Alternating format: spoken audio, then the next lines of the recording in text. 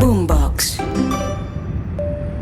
Hola, les habla su capitán. Hoy vamos a volar a Persia en el Medio Oriente. El clima y el tiempo es bueno. Alisten sus audífonos para disfrutar del podcast presentado por Teresita Aya. Bienvenidos a bordo.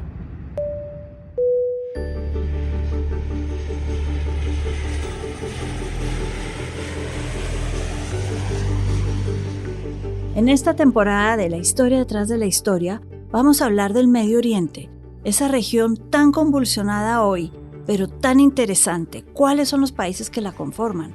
¿Cuál es su historia detrás de estos países y de las personas que le dieron forma a el Medio Oriente de hoy? Los invito a escuchar todas estas historias en boombox.com y en todas las plataformas de audio.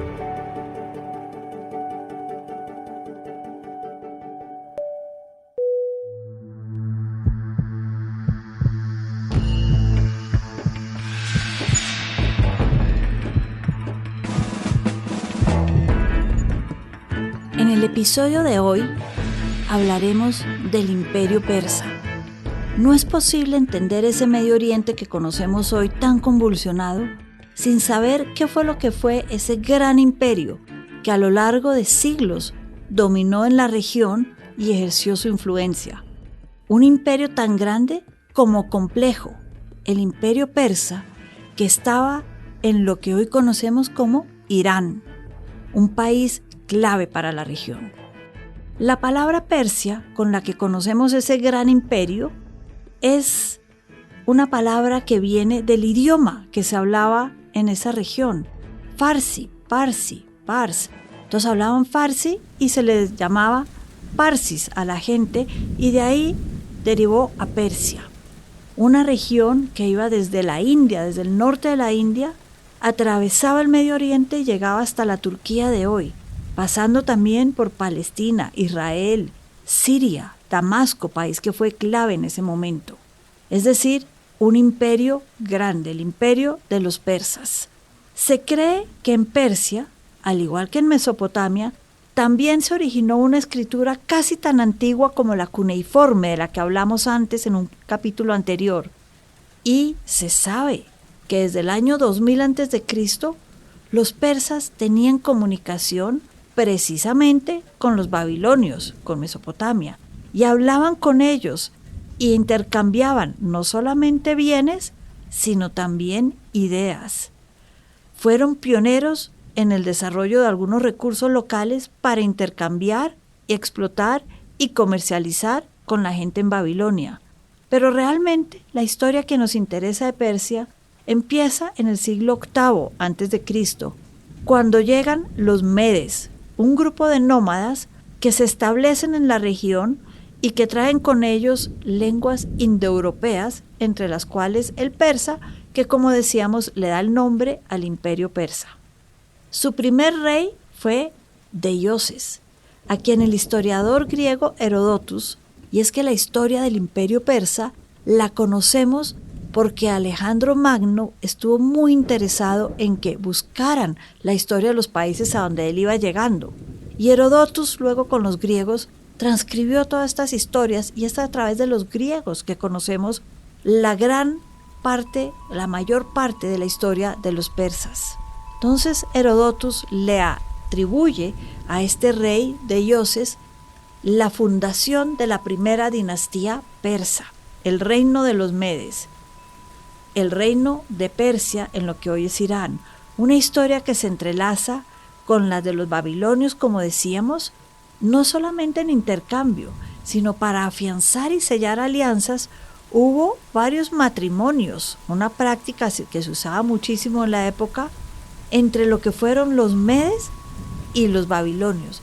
¿Y por qué les interesaba la alianza más allá del comercio, estas alianzas matrimoniales? Para la guerra. La historia del mundo está llena de alianzas matrimoniales para unir dos ejércitos o para buscar aliados en, como se conoce en el mundo internacional, el enemigo de mi enemigo es mi amigo. Entonces, si los babilonios peleaban con los egipcios y yo peleo con los egipcios, unamos fuerzas en contra de los egipcios. Y así fue, sellando toda clase de alianzas entre Babilonia y Persia, es decir, historias entrelazadas y muy antiguas de estos tres grandes imperios que son claves, como decíamos en otros episodios, para conocer esta región. Los medes, a pesar de todo este trabajo de alianzas, de todo su intercambio y toda su cultura, fueron reemplazados en el poder y derrocados, hay que decirlo, por otra tribu que también vino del sur con un idioma indoeuropeo. Y estos fueron realmente los farses. Llegaron con Sirio II, llamado el Grande, que generó la gran dinastía de los persas, el imperio que se conoce como el Imperio Aqueménida, que nace cerca del siglo VI a.C. y que se impuso con mucha fuerza en el Medio Oriente. A esta dinastía, por ejemplo, pertenece Darío. Cada vez que uno lee sobre Persia, uno oye hablar de Darío el Grande, la figura más reconocida y emblemática de los persias, y es que era no solamente imponente, pero dicen que era supremamente carismático. Sus conquistas llegaron hasta el Danubio, es decir, el río en Austria. Fue el primero de toda esta gente que llegó del Medio Oriente hasta Europa, antes de que se impusieran los musulmanes en Europa. Es decir, un gran explorador, un gran guerrero, y como les decía, dicen que era absolutamente carismático. Como los imperios anteriores, esto duró hasta que apareció Alejandro Magno en la escena. Conquistó toda la zona, como hemos visto, Babilonia, Egipto, todo. Y ahí empieza a ser parte de lo que fue todo este imperio de Macedonia. Pero la historia de Persia vuelve a cambiar siglos después, como pasó con muchos países en la región, con la llegada del Islam en el siglo VII.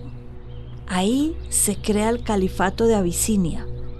Y en una parte, como veíamos en Irak, los califatos se vuelven importantes, pero en Irán, les cuento, no fue tan importante la idea de califato. ¿Qué pasó?